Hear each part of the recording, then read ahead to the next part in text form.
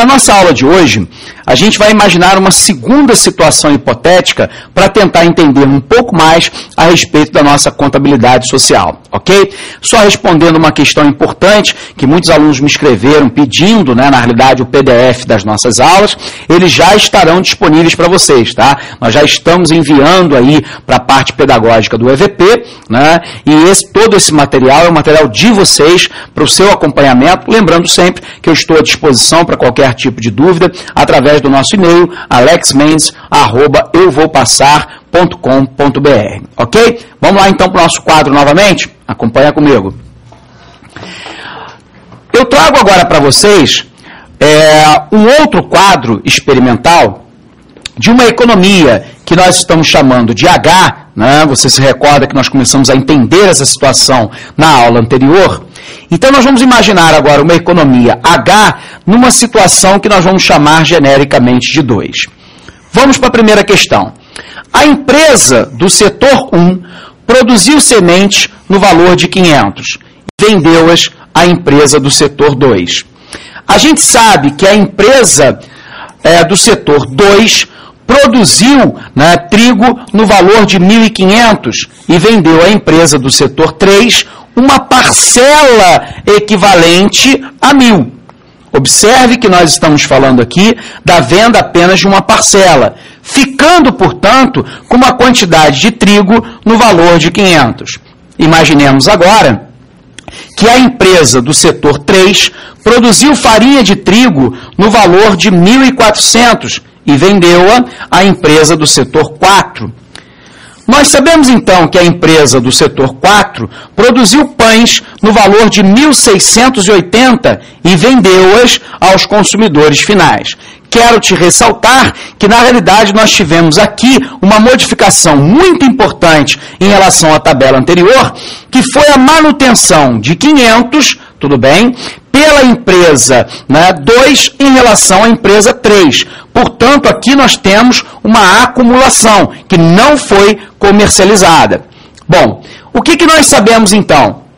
Todo bem que, por sua natureza, é final, deve ser considerado no cálculo do valor do produto. Mas nem todo bem cujo valor entra no cálculo do produto é um bem final por natureza. No exemplo anterior, o que nós discutimos?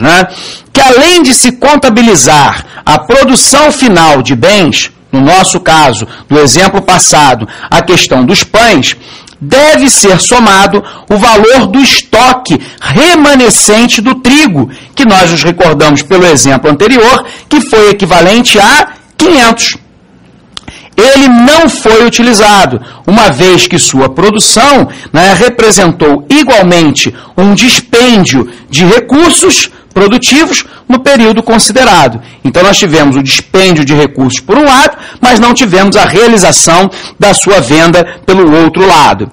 Bom, se nós analisarmos então, pela ótica da despesa, que nós também poderíamos chamar pela ótica do dispêndio, ela avalia o quê? Que o produto de uma empresa considerando a soma dos valores de todos os bens e serviços produzidos no período que não foram destruídos ou absorvidos como insumos, na produção, obviamente, de bens e serviços. Vamos repetir. Sobre a ótica da despesa ou do dispêndio, ela avalia o produto de uma economia considerando a soma dos valores de todos os bens e serviços produzidos no período que não foram destruídos, portanto que não foram descartados ou absorvidos como insumos.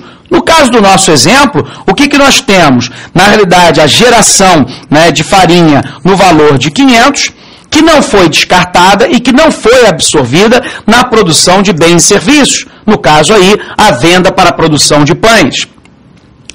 Pela ótica do produto, nós sabemos então que a avaliação do produto total da economia consiste o quê? Na consideração do valor efetivamente adicionado.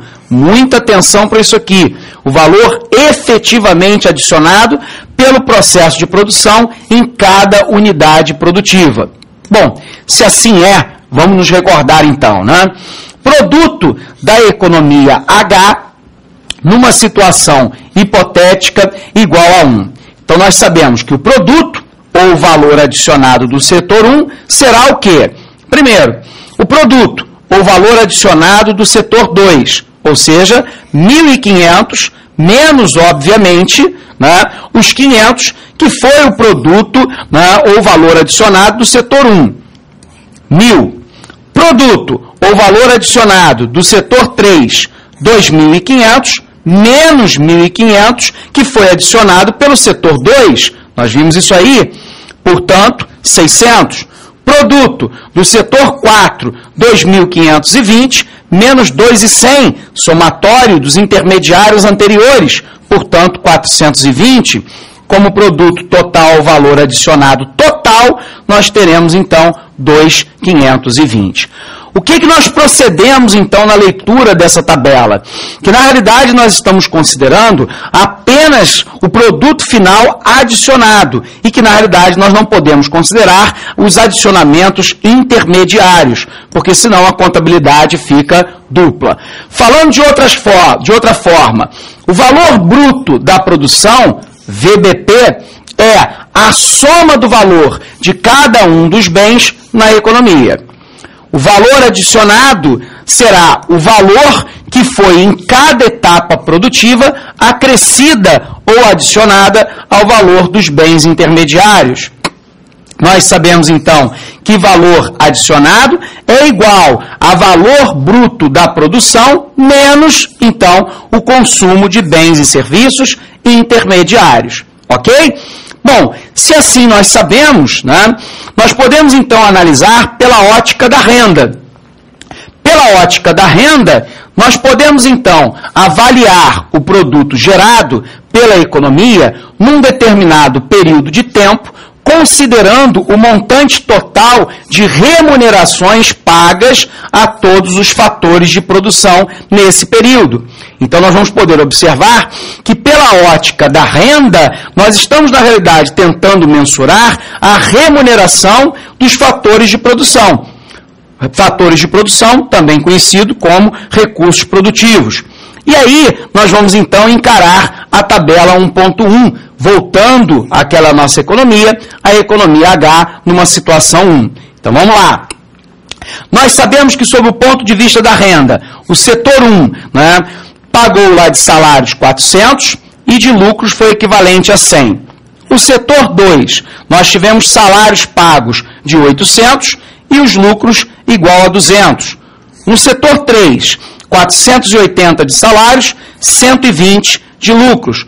No setor 4, 336 de salários, 84 de lucros. O resultado é que de salários nós tivemos, então, um dispêndio de 2.016. E sob o ponto de vista dos lucros, nós tivemos 504. Resultado, a renda nacional, que será formada, então, por salários e por lucros, é o somatório de todos os salários dentro da cadeia produtiva efetivamente pagos, no nosso caso aqui, 2016, e por todos os lucros auferidos pelo setor, em toda a cadeia produtiva, que vai do setor 1 até o setor 4, que no nosso caso é equivalente a 504.